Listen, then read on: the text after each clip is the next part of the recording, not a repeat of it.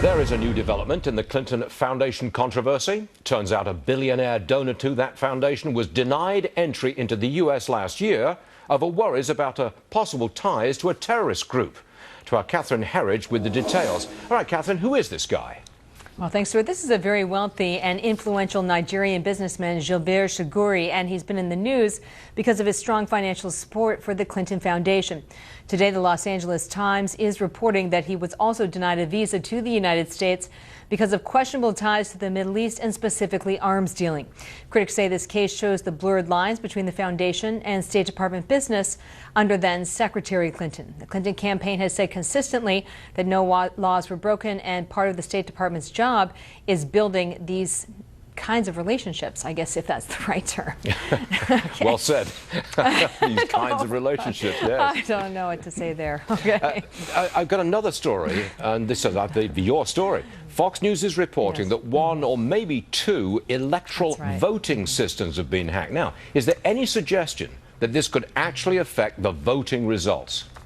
Well, let me tell you what we know so far, Stuart. This is the 4-page bulletin that was sent by the FBI. It was first obtained by Yahoo News and then independently verified by Fox, and it was sent to election officials after foreign hackers targeted voter registration databases in 2 states. We believe Illinois was affected, and we're working to confirm that the second was in fact Arizona.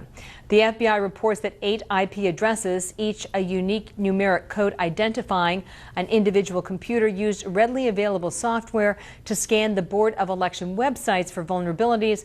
Then, after a successful breach, voter data was stolen. At least one IP address was used in both attacks, strongly suggesting there was some level of coordination.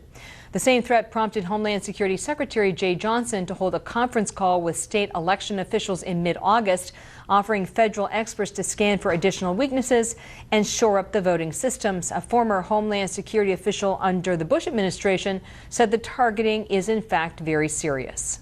If we ended up having a razor-thin election and there's any question of even a small number of votes, that could create a crisis of confidence in the entire electoral process. There's a building consensus among leading cyber specialists that really the electoral process, whether it's the national committees, the DNC and the RNC, right down to the voting itself, really is part of critical infrastructure, if you will. And in the same way the power grid gets extra help from Homeland Security to act kind of as a safety net, they're thinking this may need, in fact, apply to the electoral process itself. Stuart. You imagine. All right, Catherine Herridge. Thank you very much, Catherine. You're welcome.